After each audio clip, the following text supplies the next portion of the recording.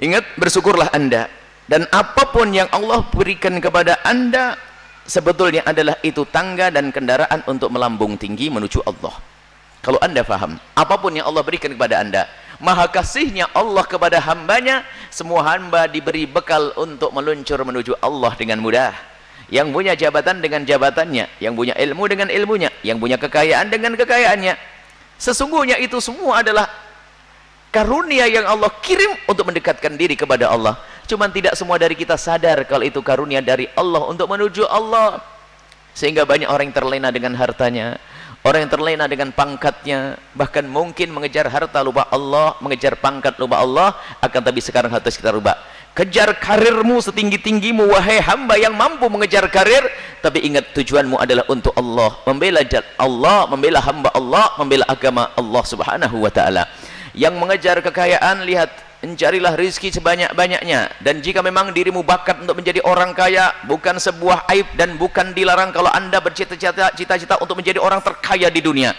Kayanya ahli iman akan bermanfaat untuk umat Nabi Muhammad. Yang terpenting adalah menghadirkan niat. Siapapun Anda, alangkah indahnya kalau Anda selalu dengan Allah subhanahu wa ta'ala. Semoga Allah menjadikan kita selalu bisa hadir hati, selalu sadar permasalahan kita. Lagi-lagi al-ghaflah dikatakan dalam judul wa taghdhir binal ghaflati. Kita sering lupa dan lalai bahwa pangkat itu adalah karunia Allah untuk kita mendekatkan diri kepada Allah subhanahu wa ta'ala. Kita baca an Ibnu Umar dari Sayyidina Abdullah bin Umar radhiyallahu taala anhuma, semoga Allah senantiasa memberikan keridhaan kepada keduanya, Sayyidina Abdullah dan Sayyidina Umar, ayahanda beliau. Anna Rasulullah, sesungguhnya Rasulullah sallallahu alaihi wasallam qala, bersabda li ashabihi, kepada sahabat-sahabatnya, yakni lamma wasalul hijra, saat sampai kepada Hijr. Hijr itu adalah Diyarut Thamud, negerinya kaum Thamud, kaumnya Nabi Soleh yang bermaksiat, yang dihancurkan oleh Allah waktu itu. Waktu melewati perkampungannya orang yang pernah dimurkai oleh Allah, yang diturunkan adab kepada mereka, apa kata Nabi? La tadkhulu ala haula'i al-mu'adzabin. Awas kamu jangan masuk kampung orang-orang yang terkutuk, orang-orang yang disiksa oleh Allah, orang-orang yang ahli maksiat, orang-orang yang zalim. Illa an takunu bakina, kecuali engkau sudah bisa menangis.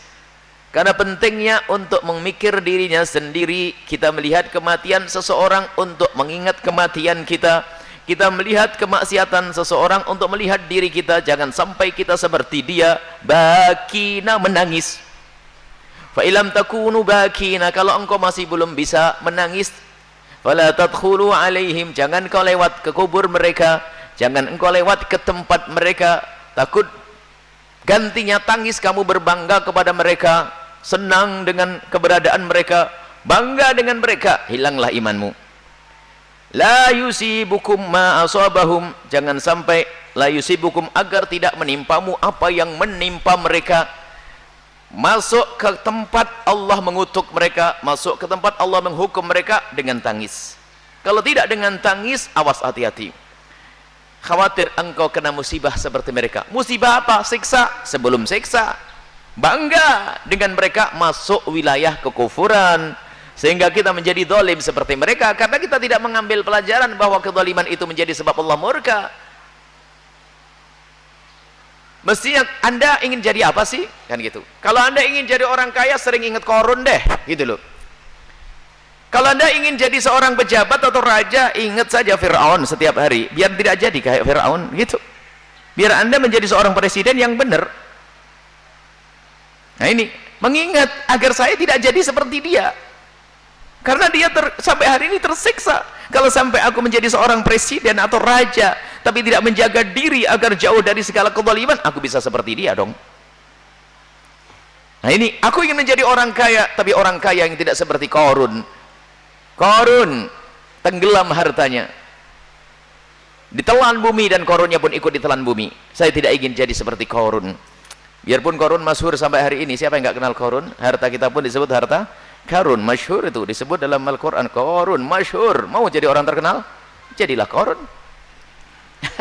Qarun. Nah ini, kita ingat mereka itu untuk belajar, maka menjadilah orang kaya yang ahli surga, pejabat ahli surga, apapun jadi ahli surga. Itu yang diinginkan daripada hadis ini, agar kita ingat, menangis Kalau tidak menangis, khawatir akan menimpa kepadamu. Paling pertama yang sangat mengerikan, menimpa hatimu. Sudah tidak pernah takut berbuat zalim.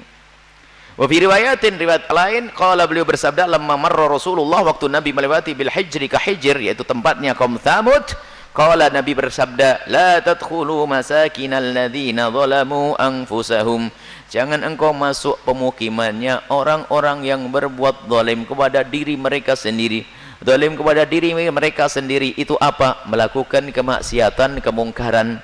Orang zalim ada zalim kepada orang lain, itu juga zalim. Akan tapi zalim kepada dirinya sendiri yang biasa dengan kemaksiatan.